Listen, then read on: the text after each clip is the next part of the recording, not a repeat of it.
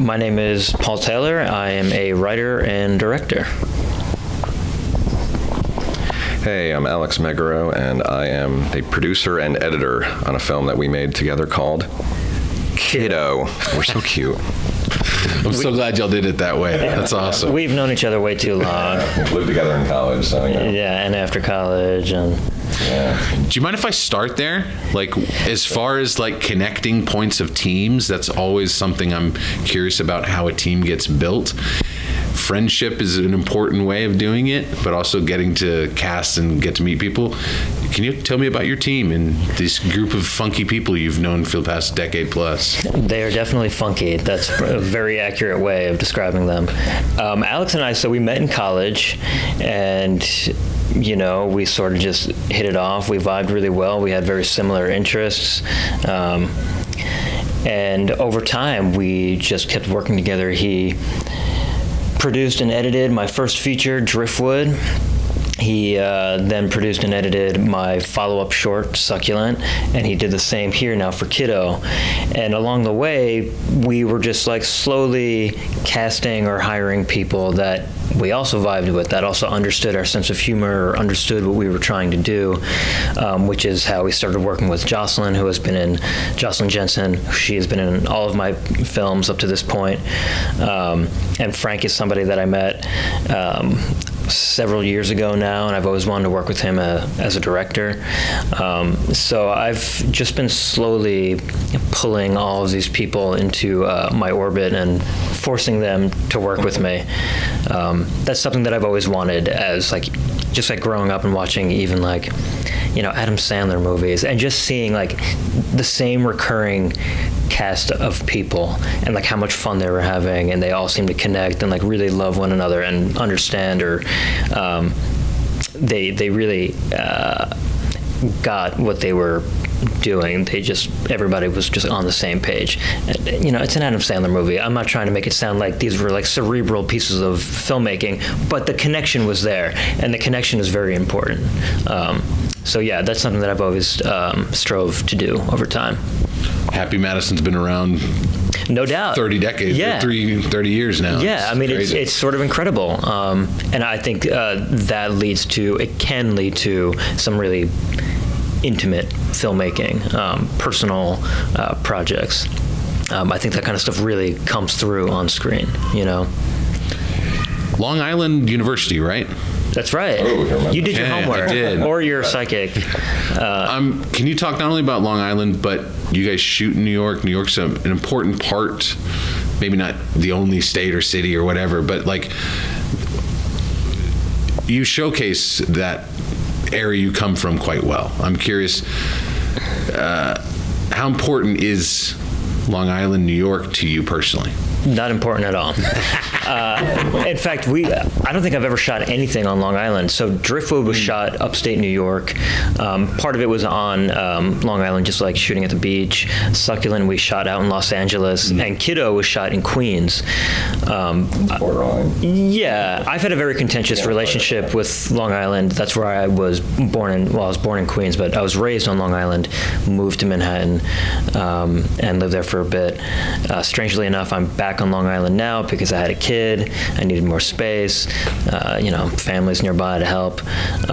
So I mean, it's odd because Long Island has never been a place where I felt like I needed or I wanted to shoot, and yet at the same time, because of my contentious relationship with it, it has forced me to shoot in other places. So in some capacity, it did have an influence on me, or where I chose to shoot, if that makes sense. Oh, I love it. It correctly addressed my inaccuracies about your love of Long Island. It's better to know this now. Definitely not a love. I'd say it's, I don't know, a very... I wouldn't know how to describe it. It's a fine relationship. It's helped form you. Yes, no, that's what I mean. Like, it's helped form me and my work, but it's. I'm rebellious against it. Yeah. Totally. Oh, you should actually hold this mic. Oh, should I? You're speaking. Yeah. I was trying to project over to you. I mean, I think wherever we're raised obviously forms us, whether it's in Paul's case, having spent time on Long Island at school, meeting Paul there, I mean, you see the Long Island attributes. I don't mean that derogatory way. Just like there's a persona, just like I'm from Jersey. People will say, oh, you got the Jersey accent, which I'm like, really? But then you're in Jersey and you just sound like you're a nutcase from Belleville. But I think if you're raised in a place that shapes you the way it did for Paul, even that rebellious streak of like just wanting to escape or explore new areas, even if they're in the surrounding your hometown, like that's, I think, a huge plus because it pushes you outward and makes you more curious. And as a filmmaker, you need to be more curious.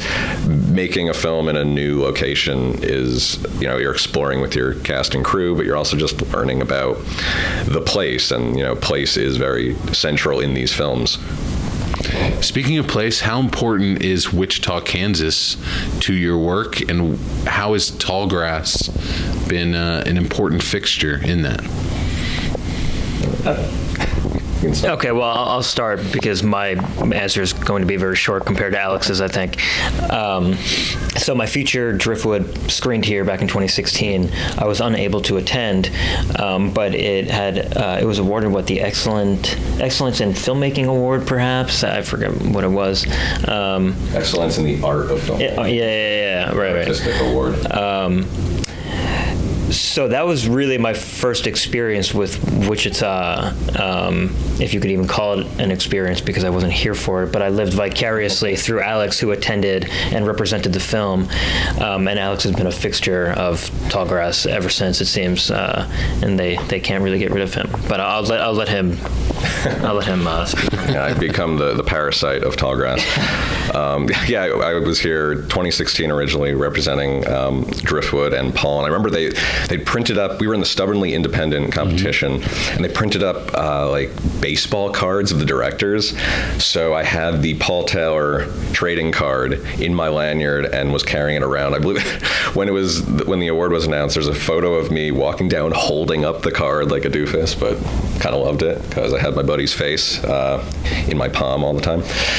And then, and then I guess by accident I became a fixture here because I was fortunately, they invited me back to be on a panel the next year and talk about low budget filmmaking, which Driftwood was a low budget indie. And then I made a documentary with a friend of mine called 808 How We Respond. It was a fully archival documentary short that played in 2019. So I got to come back for that, and we're here again. So for the festival circuit, Wichita has had an effect, and I do believe is important insofar as it's probably my favorite festival of the regional fest I've ever been to, because the community is so inviting. The festival engenders a community of the filmmakers, and their parties they're wild, they're fun, but they're not like fratty, like let's get like wasted and screaming from the rafters style. It's a very communal, fun atmosphere with a mix of the filmmakers and a lot of the locals who return every single year. And coming back here is like hanging out with my friends, getting to see some of the people I've met over the years. And filmmakers have discussed it and called it Filmmaker Summer Camp. And we do mean it when we say that, because it's the most fun you can have at a festival. So cool. So let's talk about Kiddo. Where did this idea come from? And obviously Jocelyn's been in your films, but why Frank for this role?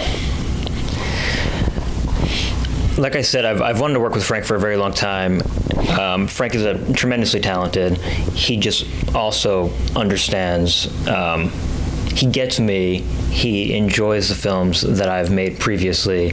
So I thought he'd be a perfect fit for this. Plus, he's known Jocelyn for a very long time. They have sort of chemistry. And so I thought they would be perfect on screen with one another. And I think they are. And, obviously I'm biased to some extent, but I think they did an excellent job together. So yeah, I mean, it's also like Frank works with everybody else. I want to work with him too, you know. So it gives us some. Yeah, it's just totally unfair. So I was feeling quite indignant. I said, I'm just gonna cast Frank, you know. But he, you know, he's him and Jocelyn and Kiddo really are tremendous. We had a script, and we mostly went by the script, but there were a few scenes, these really large, like, argument scenes that were mostly improvised. They'd have to hit like certain beats, but for the most part they were improvised. Each take was different, which made editing sort of a nightmare. But that also lent itself to the film quite well, and actually achieved the kind of style I was going for.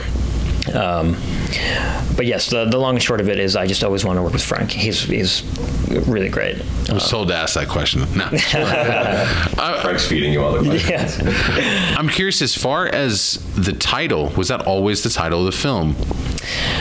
So another reason I cast Frank is that he gave me the title too. Was it suggested? Yeah. So the titles for me, titles are really fun to come up with, but I think they're also very difficult because they can sort of mischaracterize a film if you don't choose them carefully. So after we had done the film, we had finished the edit, all of us as a team were sort of going back and forth. In a text thread. Yeah. I mean, we just had like dozens and dozens of titles. Most of them were, you know, terrible. But then Frank's suggestion was Kiddo, because the film is sort of about, I mean, it's not sort of about, it is about parenthood. More specifically, my impending parenthood at the time and my fears and anxieties that were sort of rolled up into it. And so, yeah, Kiddo is, I think, it's just very appropriate, very simple. It doesn't say too much, while it also doesn't say too little or too much.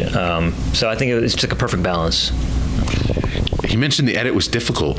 What was the edit like for you, Mr. Editor? I mean, the argument scenes were the biggest challenge. Not so much that it was really, we were given so many options, which it's a great problem to have, because we did numerous takes of them, and it was improvised more or less each time, and there was so much amazing material that paring it down and finding, do we go in a realistic, like, do we take it in a proper narrative way? Do we start jumping time and start overlapping? Do we make it more, I hate to say avant-garde, but like, it's not linear? Do we just go from, do we do a regular crescendo of the argument? Do they jump in and out of anger? Does the emotion stay consistent? And we just had every option under the sun, which was a great problem to have. So the difficulty was really paring it down and nailing each moment, especially with the comedic timing, because as it ramps up, I think they get funnier and funnier, and they start insulting each other, but the insults are coming from different places, and they're like past grievances are appearing. So it just took a lot of time to pare it down and find the right rhythm, especially because there's like two big blow-ups in the film, and they need to be vastly different, yet convey like a million things. So I think it was pleasurable, because it was a fun collaboration for us to go back and forth on it, but also finally working with Jocelyn and Frank together, getting Frank being that key ingredient we've been just striving for so long, finally convinced him in. It was just really fun to watch our friends go nuts and then be able to mold that performance, and they gave us so much to work with that I found it challenging for sure, but it was a ton of fun, and I don't know, very rewarding in the end once we, I think, nailed that rhythm. I don't know if we're meant to side with a person in these arguments, but I know I found myself wanting to side with different points and different parts. How much of that interplay was always kind of really a part of these things, is like your allegiance may shift. I mean, at times I was like, Jocelyn's freaking right. And at other times it's like, you know what, Frank's got a good point there. You know what I mean? I love that it made it seem so real and also universal, and yet unique to what crazy things they were talking about. So that was my intention from the beginning, is that in these kinds of arguments, as you know, now I'm a parent, but at the time when we had made the film, my wife was 3 months pregnant, but we were having similar arguments, because there's a lot of, you know, stress involved in having a child and your wife being pregnant and all the kinds of changes that you go through. And I wanted to convey that no one person is right or wrong. In these kinds of situations, everybody is sort of on an equal playing field, right? So there are times where, like, yeah, Jocelyn looks like she is sort of maybe taking advantage of the situation, taking advantage of Frank. And then there are other times where, like, Frank is being like a real jerk, and it's like, well, no wonder she takes advantage of him. And I just wanted to keep it sort of even, just like an even playing field, because I think in most relationships, I don't want to generalize, but I think a lot of the times in relationships, these arguments or differences, they tend to manifest, or they tend to, how do I say this? It's sort of, oh man, I'm losing myself here. Yeah. Can we cut and regroup? Everybody puts their own. Man, I'm really blowing this question. Hopefully you can cut around all of this. We're gonna do a slow zoom in on you. Yeah. I'm literally gonna cut everything out at just this. Okay. Yeah. Thank goodness.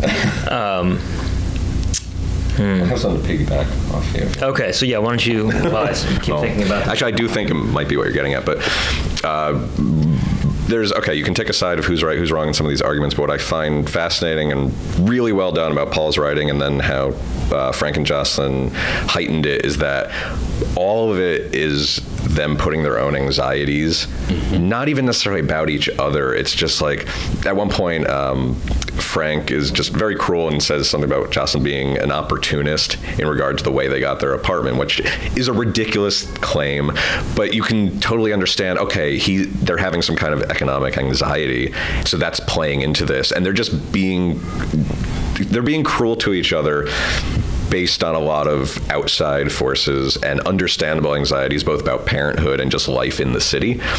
And I think it's very palpable that they're having a domestic argument, of course, but there is so much more behind it just about their life in a modern city. And that plays into the title, too. We're saying Kiddo is about impending parenthood, but it could also be about maturing and dealing with a child, so you have to mature as a parent, but also just a couple maturing, and they're being children themselves when they're having these petty arguments. So I don't know, I just find it a very layered exploration of a relationship in a fairly simple film. I don't know, it's a very challenging thing to pull off, and I'm very impressed in the writing of it. So also making the editing more pleasant too. Good writing, good director, good actress. In a matter of minutes, you get across a lot. I mean, when you're making a short, you sort of have to, right? Yeah. And I think too, for me, this was so different because prior to this, my films didn't have much dialogue. So this was sort of like a fun exercise for me to see how I could use dialogue to tell a story and provide information without, over providing, or making it sort of, I didn't want to hit you over the head with too much information. Just finding that balance, which is also what we found in the editing too, was really important. But I think setting it for a short, specifically setting up the important information up front is just key, and then you can just kind of yeah, and then you add in little bits here and there, and that kind of expands the the world and the characters in a way. It's also the fact that it's all takes place in their apartment, and I think there's a tradition, at least in indie film, where we kind of would roll our eyes and go, oh, back in the day, the no-budget indies were just people having relationships in their apartment. But I think Paul found a way to twist that, modernize it, and make it, it's thematically dense, and that sounds pretentious as hell, but it doesn't feel that way when you're watching. It's a very smooth watch, and I think flows really well. I'm the editor saying that, so tooting my own horn, right? no, I think it flows really well, but there's so much packed into that dialogue, and you learn so much about these characters. Even just watching the first argument they have, you know, kind of every fear that they have coming at you in about like 70 seconds. So I don't know, I find it impressive. I find what you did impressive. Thank you. I find my friends impressive. And people like Cassavetes would argue that that's the only type of films you should be making. So it's we strive to follow Cassavetes and Cassavetes only. So it's not a bad person to follow. No, it's a pretty good person to follow. Lastly, I'd like to ask what is down the line. What are your next ideas, if you can share with us? And in particular, now that you've had your child, is there any way to see these characters come back in any form? I think as far as the characters coming back, no. I think like Kiddo is like, it's just done. Like that's all I have to say about Parenthood right now. Like the Kiddo universe. Yeah. Well, universe. So the thing is, I have been writing and developing some other ideas that are tonally similar, but not necessarily extensions of those characters. You know, maybe extensions of those worlds, perhaps, or that world. So, yeah, I have a few ideas I've been working on. They're, again, in development. I don't know if it's a good idea to share an idea that I'm still working on because it's not there yet. But Alex and I are working on a script together that we're going to co-write, co-direct, and that sort of explores corporate culture. Just something that we love to talk about. Yeah, we love corporate culture. Look at us, obviously. Yeah. More specifically, corporate culture in today's standards of corporate culture. And yeah, just doing a lot of writing.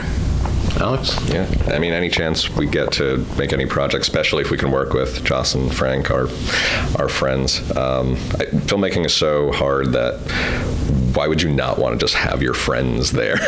The work's so goddamn difficult that when you can rely on Paul, my best friend, to handle certain things behind the scenes, and then to have Jocelyn and Frank or actors akin to them, just something about being able to mold a world with people you love is really, really special. So I think our goal is always to just find ways to work with actors and crew who we love and want to be around, because then the difficulty, it's always going to be difficult, but it's stressful in a different way, because that you cannot buy that camaraderie. That's a thing that you formed over years of bonding, and especially myself, Paul, and Jocelyn all met in college, and we're still going. So we call ourselves the siblings for a reason, and hopefully we can just keep working together on as many projects as possible.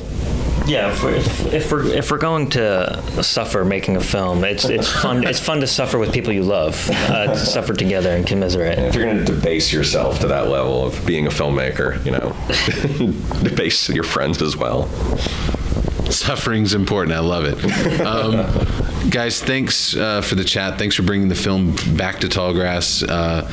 Tallgrass really likes your work. Hopefully now you'll continue to come. And Alex, you're always welcome. So thank you guys. It's been a pleasure.